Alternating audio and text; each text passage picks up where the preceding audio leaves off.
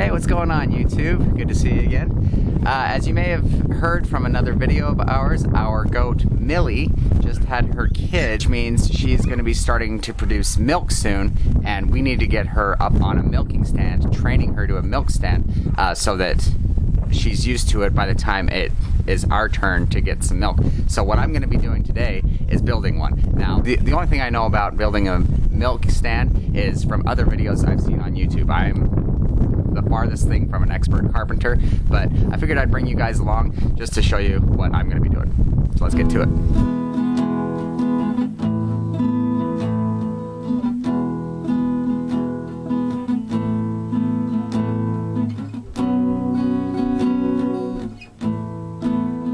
That's the line.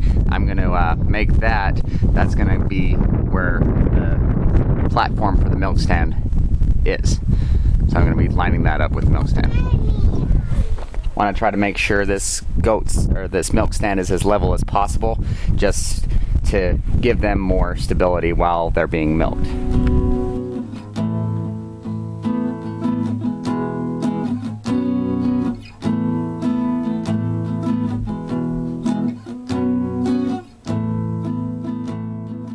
That looks good enough for me. As we're building, we just keep telling ourselves, you want to do the best you can, but they're not going to care so much if it looks pretty.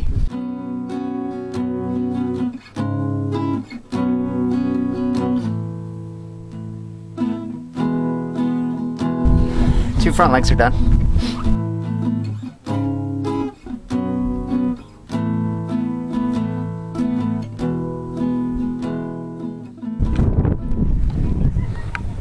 Millie, are you introducing your kids to your best friend? What do you think, Coco? Just so long as you get your corn, huh?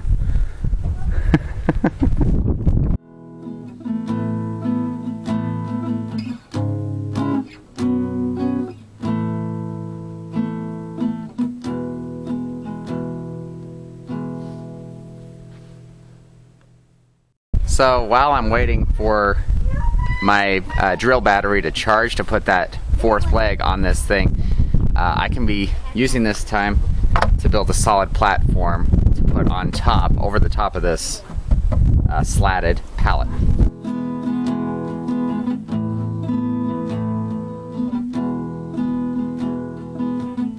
This is just a regular old piece of OSB board from leftover lumber that I have laying around. Now what I like to do when I cut these things, if at all possible, I'm going to utilize these factory ends as much as I can. Notice that blue strip right there? That's how you know that this is an original side to the board. The reason I prefer to do this is because this is how they paint them when they cut the pieces of OSB at the factory and then they ship them out. So I know if I see these painted edges, that means that these were the edges that were machine cut very precisely. Most of the time I really appreciate having that.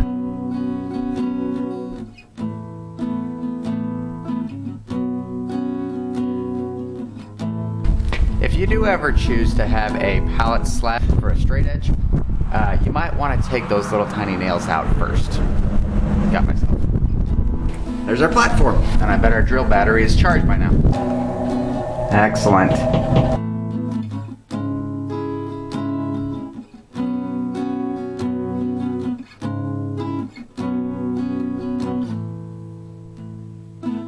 There's the 4 legs.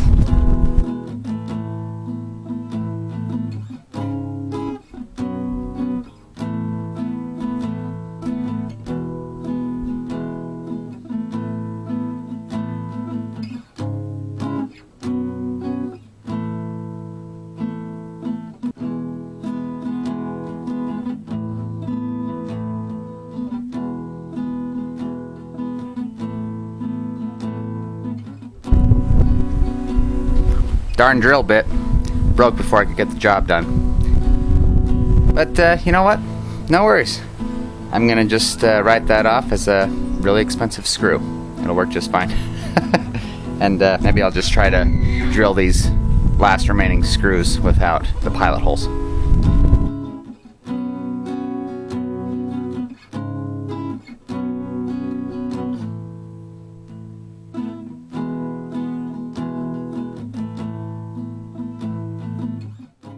plate to go right across here.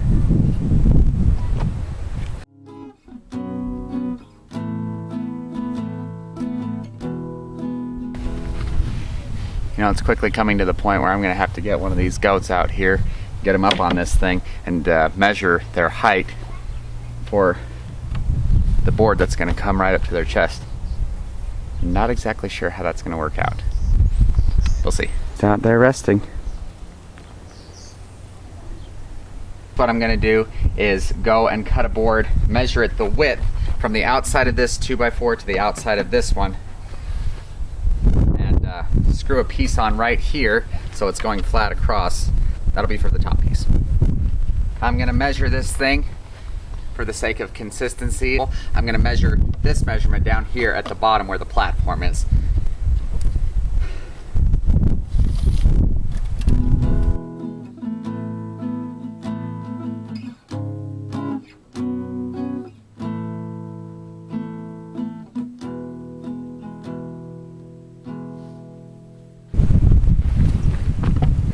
I've got a helper out here. Didn't even have to ask him. Thanks, Isaac. You're welcome. Right, next, I'm going to measure from the outside of this 2x4 to the outside of this 2x4 again, these two legs, and find the midway point.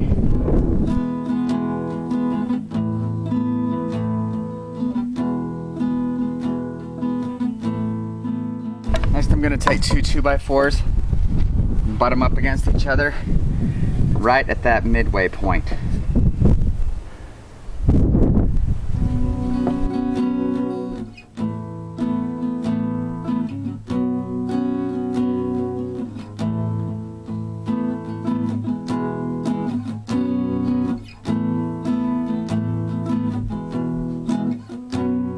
Now this side right here,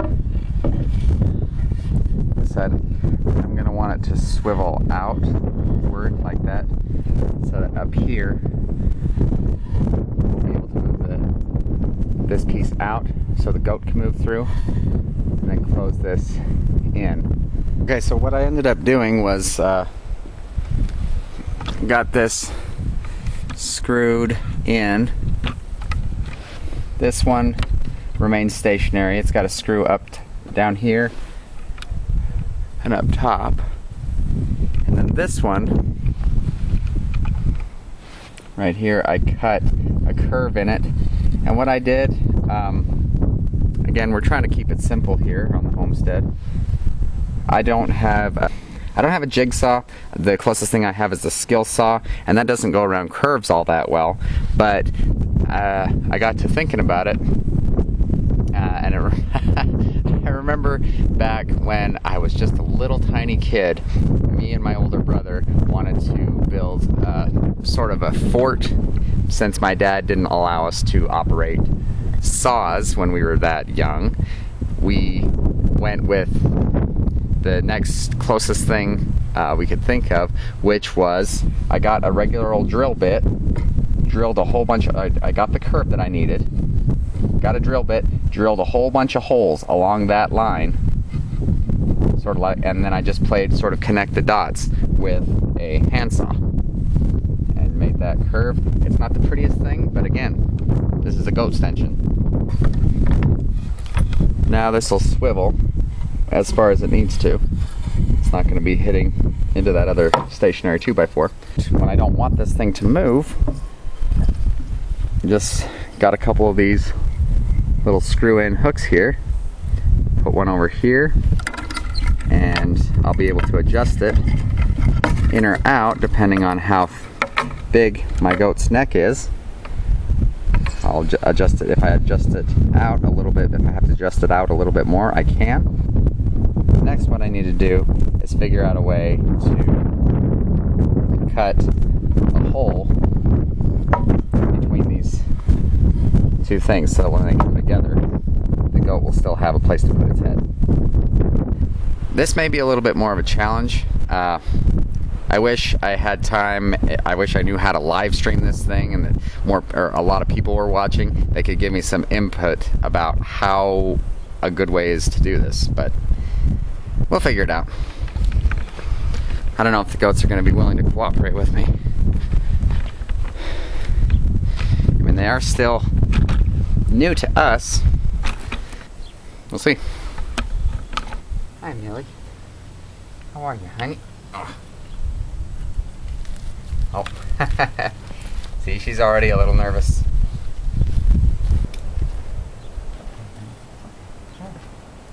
No. Here, Millie. Okay, yeah, you guys just stick together. Hey, whoa. No. Stand up. Come on, hon. Stand up. Ugh.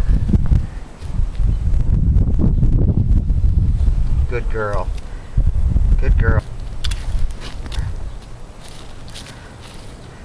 I'm gonna say maybe about up to where my boot is.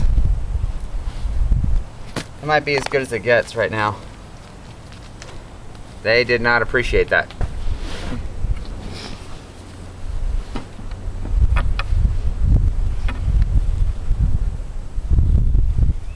Now, if only I knew how thick their necks were.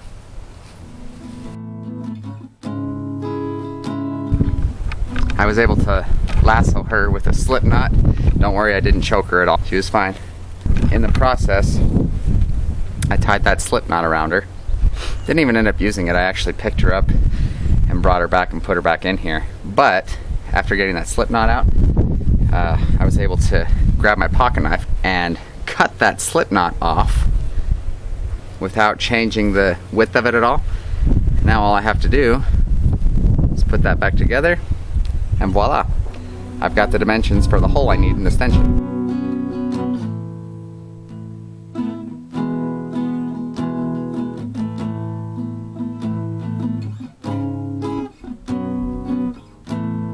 Okay, so we're back again now that we've tried with this hole.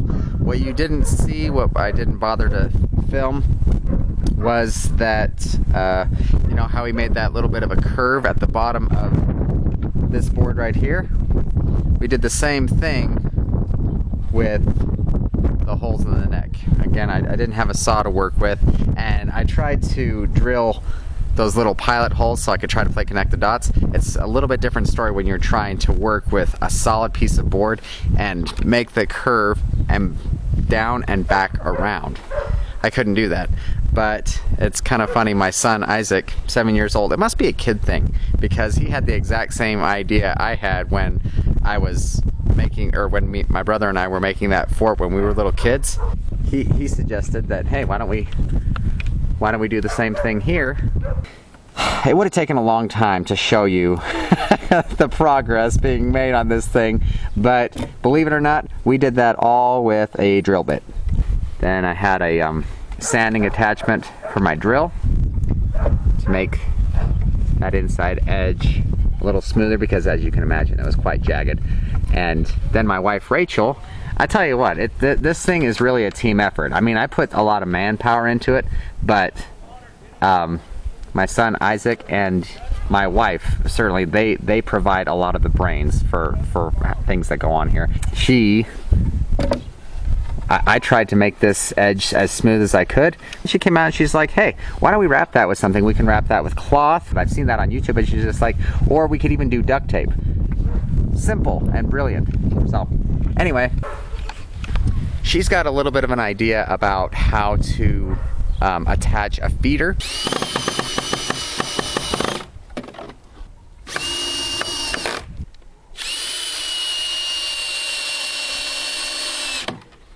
And then a feeder can hang on right here. And I think that's about it. Once we get a feeder to attach to this thing, then we can make a simple ramp and start trying to train Millie to this thing. If any of you master carpenters out there have any advice on how I could have done this differently or more efficiently, feel free to leave a comment down in the comments below. And if you like this video, found it informative or entertaining in any way, don't forget to like the video and subscribe to our channel. I'm interested to see how this thing is going to work. But until then, we'll see you next time. keeping it simple on the homestead.